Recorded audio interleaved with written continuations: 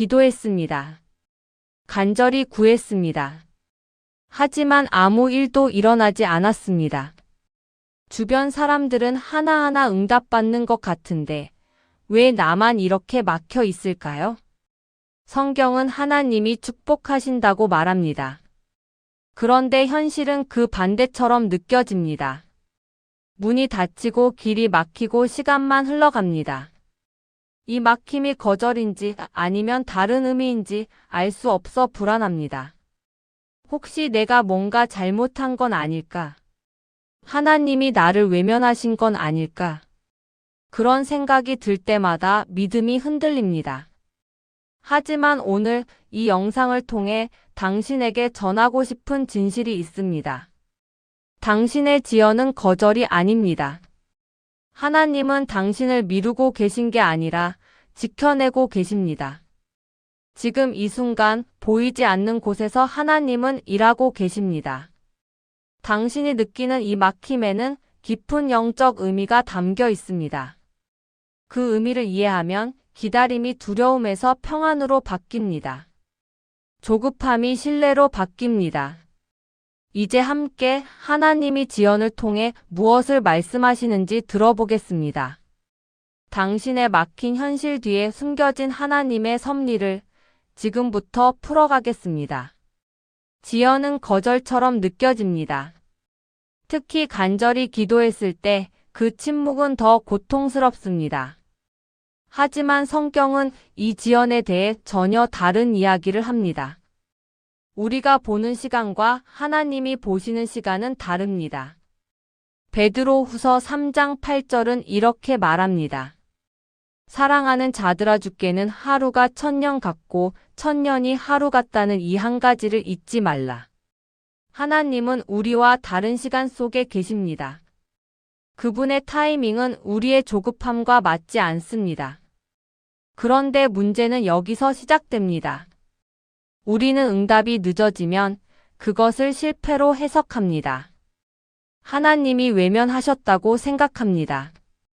내가 부족해서, 믿음이 약해서, 뭔가 잘못해서 막혔다고 여깁니다. 하지만 성경 속 인물들을 보십시오. 아브라함은 약속을 받고 25년을 기다렸습니다. 요셉은 꿈을 꾸고 13년 동안 노예와 죄수로 살았습니다. 다윗은 기름 부음 받고도 광야에서 도망 다녔습니다. 이들의 지연은 하나님의 거절이 아니었습니다. 오히려 그 기다림 속에서 하나님은 그들을 준비시키셨습니다. 아브라함은 기다리며 믿음의 조상이 되었습니다. 요셉은 고난 속에서 애굽의 총리가 될 그릇으로 빚어졌습니다. 다윗은 광야에서 하나님만 의지하는 법을 배웠습니다. 지연은 그들을 무너뜨린 게 아니라 세운 것입니다. 그렇다면 왜 하나님은 이렇게 기다리게 하실까요? 첫째, 하나님은 결과보다 사람을 먼저 보십니다. 우리는 문제 해결을 원합니다. 하지만 하나님은 우리의 내면을 다루십니다. 시편 27편 14절은 이렇게 말합니다. 여호와를 기다릴지어다 강하고 담대하며 여호와를 기다릴지어다. 기다림은 단순한 시간이 아닙니다. 그것은 믿음을 훈련하는 과정입니다. 조급함을 내려놓고 하나님을 신뢰하는 법을 배우는 시간입니다. 둘째, 지연은 보호입니다. 우리가 원하는 때에 응답받으면 우리는 그것을 감당하지 못할 수 있습니다. 아직 준비되지 않은 축복은 오히려 짐이 됩니다. 하나님은 우리가 받을 준비가 될 때까지 기다리게 하십니다. 그것은 사랑입니다. 셋째, 지연은 방향을 바로잡는 시간입니다. 우리는 때로 잘못된 것을 구합니다. 우리의 욕심과 계획을 하나님의 뜻이라 착각합니다.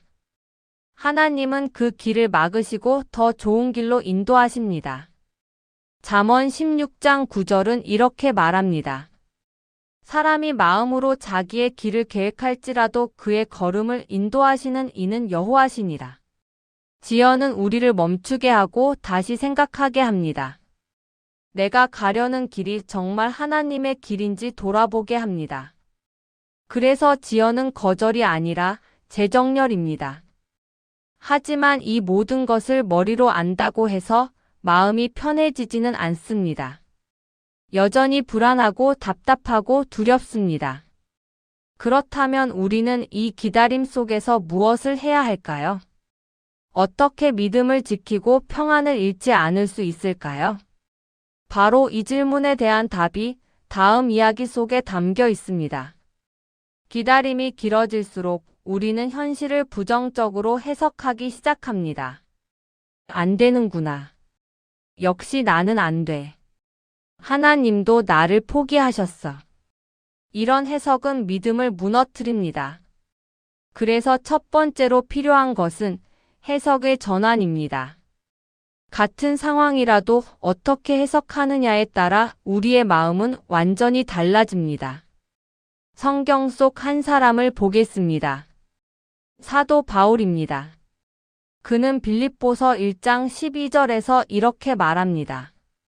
형제들아 내가 당한 일이 도리어 복음 전파의 진전이 된 줄을 너희가 알기를 원하노라. 바울은 감옥에 갇혀 있었습니다.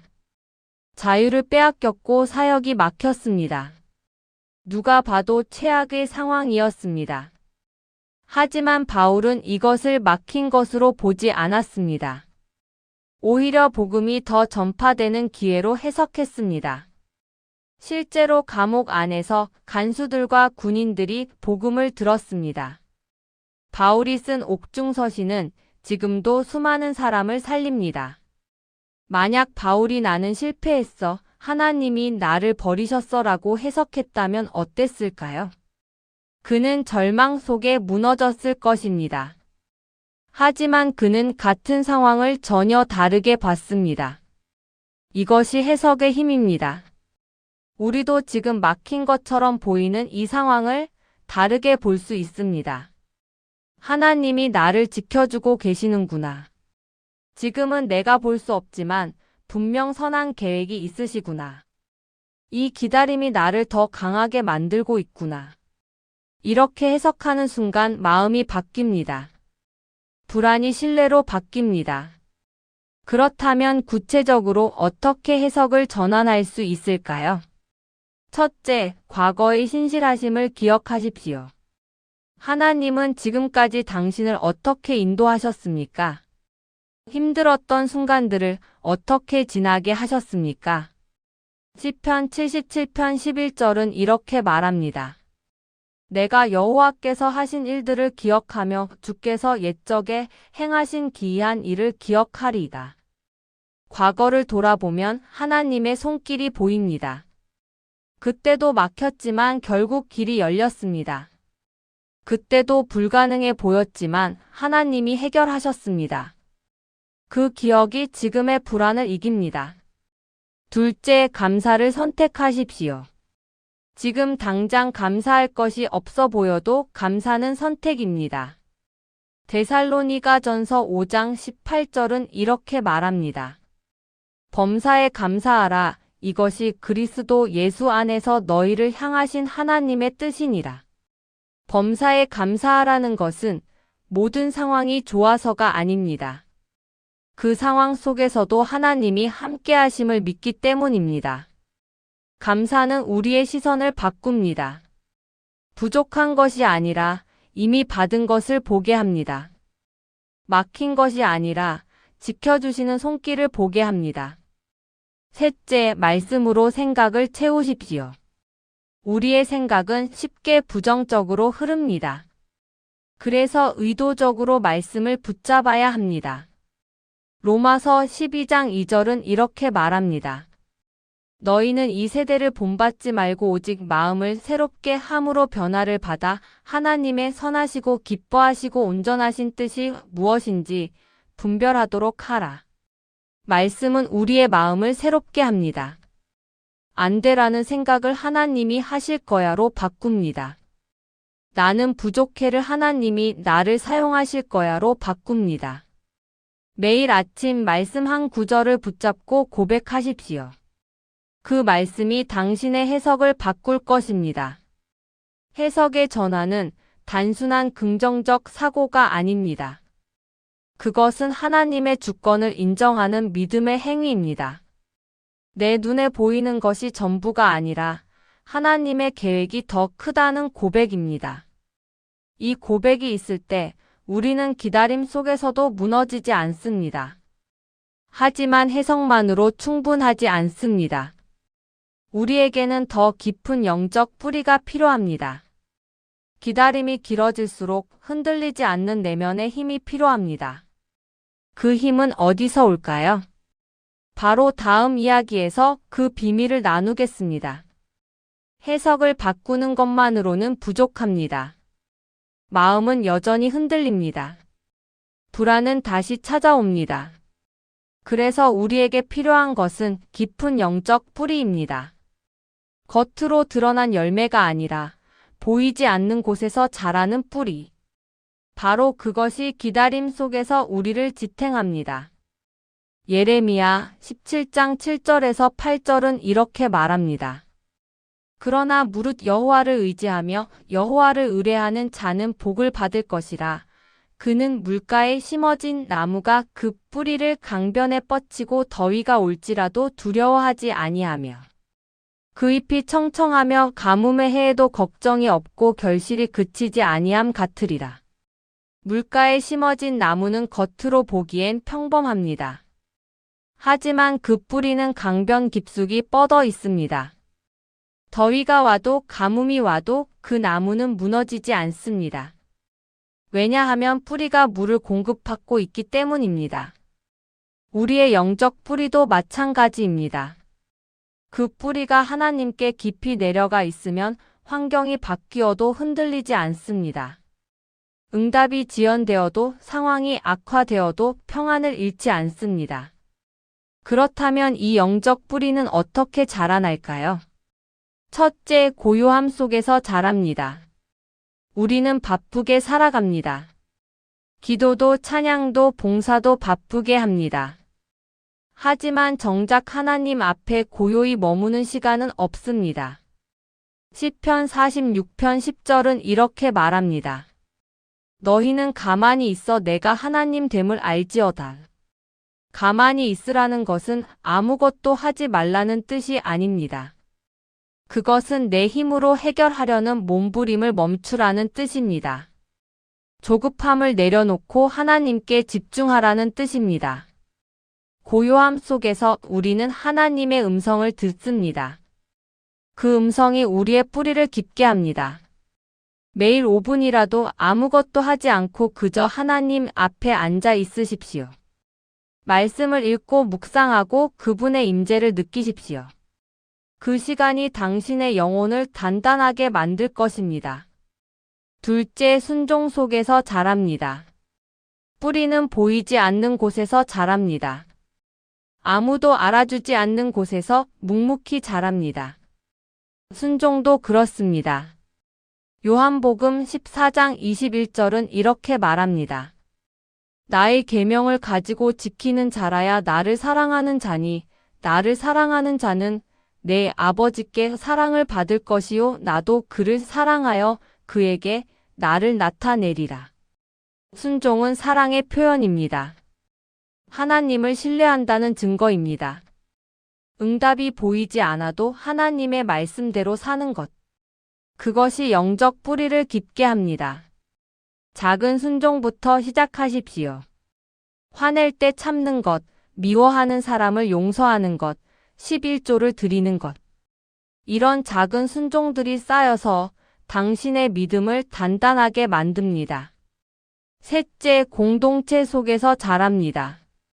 우리는 혼자 믿음을 지킬 수 없습니다. 히브리서 10장 25절은 이렇게 말합니다. 모이기를 패하는 어떤 사람들의 습관과 같이 하지 말고 오직 권하여 그날이 가까움을 볼수록 더욱 그리하자. 믿음의 공동체는 서로를 붙잡아 줍니다. 내가 흔들릴 때 누군가 나를 세워줍니다. 내가 지칠 때 누군가 나를 격려합니다. 혼자 기다리지 마십시오.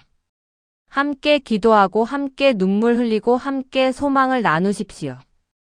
그 연결이 당신의 뿌리를 더 깊게, 더 넓게 만들 것입니다. 영적 뿌리가 깊어지면 기다림의 의미가 달라집니다. 더 이상 기다림은 고통이 아니라 성장의 시간이 됩니다. 응답을 기다리는 것이 아니라 하나님을 더 깊이 알아가는 시간이 됩니다. 시편 27편 14절은 다시 한번 말합니다. 여호와를 기다릴지어다 강하고 담대하며 여호와를 기다릴지어다. 이 구절에서 기다릴지어다가 2번 반복됩니다. 한 번은 명령이고 2번째는 격려입니다. 하나님은 우리에게 기다리라 명령하시지만 동시에 우리를 격려하십니다. 너는 할 수 있어. 내가 함께 할 거야. 그 격려가 우리를 일으켜 세웁니다. 이제 우리는 해석을 전환하는 법을 배웠고 영적 뿌리를 내리는 법도 알았습니다. 하지만 여전히 질문이 남습니다. 이 모든 것을 알아도 현실은 여전히 막혀 있습니다. 그렇다면 지금 이 순간 우리는 무엇을 붙잡아야 할까요? 답은 다음 이야기 속에 있습니다. 우리는 지금까지 많은 것을 나눴습니다.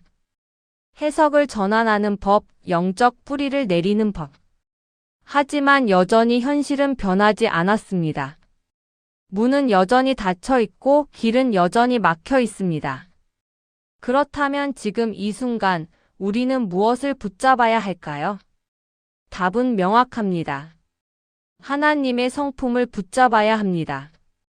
상황이 아니라 하나님 자체를 신뢰해야 합니다. 시편 145편 8절부터 9절은 이렇게 말합니다. 여호와는 은혜로우시며 자비하시며 노하기를 더디하시며 인자하심이 크시도다. 여호와께서는 만유를 선대하시며 그 지으신 모든 것에 긍휼을 베푸시는도다. 하나님은 은혜로우신 분입니다. 자비하신 분입니다. 인자하심이 큰 분입니다. 이것은 변하지 않는 진리입니다. 당신의 상황이 어떻든 하나님의 성품은 변하지 않습니다.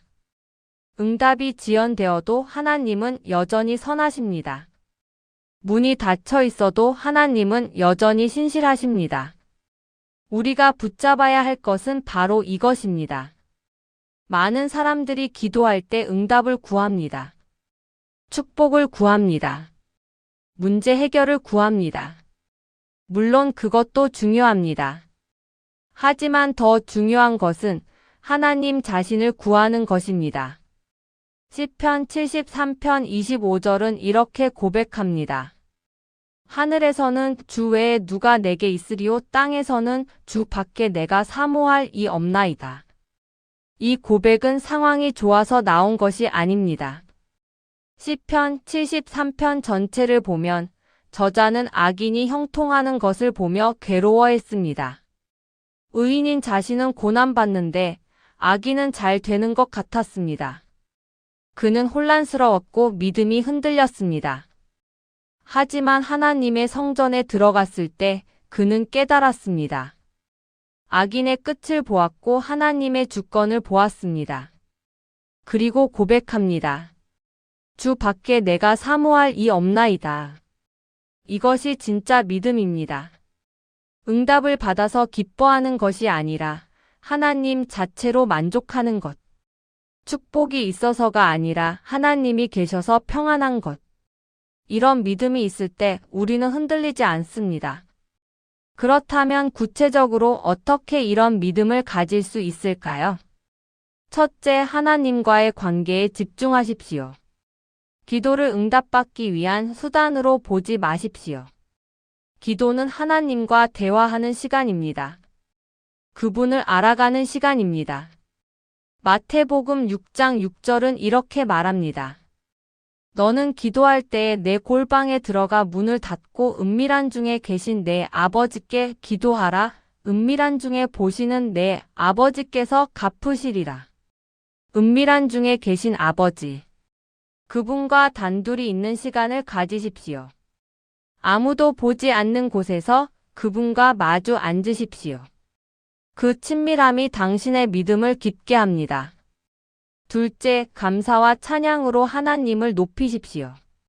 어려움 속에서도 찬양할 수 있다면 그것은 진짜 믿음입니다. 사도 바울과 실라는 감옥에서 찬양했습니다.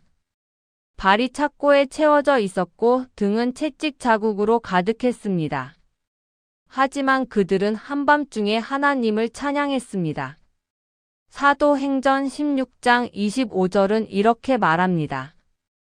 한밤중에 바울과 실라가 기도하고 하나님을 찬송함에 죄수들이 듣더라. 그들의 찬양은 상황 때문이 아니었습니다. 하나님이 누구신지 알았기 때문이었습니다. 찬양은 우리의 시선을 상황에서 하나님께로 돌립니다. 어려움이 크게 보일 때 하나님을 더 크게 보게 합니다. 셋째, 작은 신뢰를 쌓아 가십시오. 큰 믿음은 하루아침에 오지 않습니다. 그것은 작은 신뢰의 쌓임입니다. 오늘 하루 하나님을 신뢰하십시오. 내일 걱정은 내일 하고 오늘은 그분께 맡기십시오. 마태복음 6장 34절은 이렇게 말합니다. 그러므로 내일 일을 위하여 염려하지 말라. 내일 일은 내일 염려할 것이요 한날 괴로움은 그날의 족하니라. 하루하루 하나님을 신뢰하는 연습을 하십시오. 그 작은 신뢰들이 모여서 큰 믿음이 됩니다. 지금 이 순간 당신의 막힘은 여전합니다. 하지만 당신이 붙잡고 있는 것은 변하지 않습니다. 하나님은 여전히 선하시고 여전히 신실하십니다. 그분은 당신을 사랑하시고 당신의 기도를 들으십니다. 응답의 시간은 하나님이 정하십니다. 하지만 그분의 사랑은 지금도 당신을 감싸고 있습니다. 이것을 믿으십시오. 이것을 붙잡으십시오. 그러면 당신은 기다림 속에서도 평안할 것입니다. 지금까지 우리는 긴 여정을 함께 걸어왔습니다. 이제 이 모든 이야기를 마무리하며 당신에게 마지막 메시지를 전하고 싶습니다. 지금까지 우리는 함께 걸어왔습니다. 지연의 의미를, 기다림의 이유를, 그리고 붙잡아야 할 소망을 나눴습니다. 이제 마지막으로 이것만은 기억하십시오. 당신의 지연은 실패가 아닙니다. 하나님의 거절도 아닙니다. 그것은 하나님의 타이밍 안에 있는 과정입니다. 이사야 55장 8절에서 9절은 이렇게 말합니다. 이는 내 생각이 너희의 생각과 다르며 내 길은 너희의 길과 다름이니라. 여호와의 말씀이니라. 이는 하늘이 땅보다 높음같이 내 길은 너희의 길보다 높으며 내 생각은 너희의 생각보다 높음이니라. 하나님의 생각은 우리보다 높습니다. 그분의 계획은 우리가 이해할 수 없을 만큼 완전합니다. 지금 보이지 않는다고 일하지 않으시는 것이 아닙니다. 오히려 보이지 않는 곳에서 더 크게 일하고 계십니다. 당신이 기다리는 이 시간은 헛되지 않습니다. 하나님은 당신을 준비시키고 계십니다. 당신의 믿음을 단단하게 하고 계십니다. 그리고 때가 되면 그분은 반드시 응답하실 것입니다. 시편 37편 4절은 이렇게 약속합니다. 여호와를 기뻐하라. 그가 내 마음의 소원을 내게 이루어 주시리로다. 하나님을 기뻐하는 자에게 하나님은 소원을 이루어 주십니다. 그러니 조급해하지 마십시오. 불안해하지 마십시오. 하나님을 신뢰하고 그분 안에서 평안을 누리십시오. 당신의 기다림 끝에는 하나님의 선한 계획이 있습니다. 그 계획은 당신이 상상했던 것보다 더 좋을 것입니다. 지금은 보이지 않아도 믿음으로 걸어가십시오. 하나님은 당신과 함께 계십니다. 오늘 이 메시지가 당신에게 작은 위로가 되었기를 바랍니다. 혼자 기다리고 계셨다면 이제는 함께 걸어가면 좋겠습니다. 노아 채널은 기다리는 영혼들의 쉼터입니다. 여기서는 당신의 지연을, 당신의 막힘을, 당신의 눈물을 이해합니다. 혼자 버티지 마십시오. 구독 버튼을 눌러주시면 매일 당신의 마음을 지켜줄 묵상을 만나실 수 있습니다. 밤에 잠들기 전, 아침에 눈 뜰 때 당신의 영혼에 평안을 전하는 메시지를 받아보십시오. 그리고 이 영상이 누군가에게도 위로가 될 수 있다면 공유해 주십시오. 지금 막혀서 힘들어하는 누군가에게 이 메시지가 빛이 될 수 있습니다. 댓글로 당신의 이야기도 나눠주세요. 당신의 기다림도 당신의 기도 제목도 함께 나누면 더 가볍습니다. 노아 채널은 당신을 응원합니다. 당신의 지연은 하나님의 계획 안에 있습니다. 함께 걸어갑시다. 다음 영상에서 또 만나요.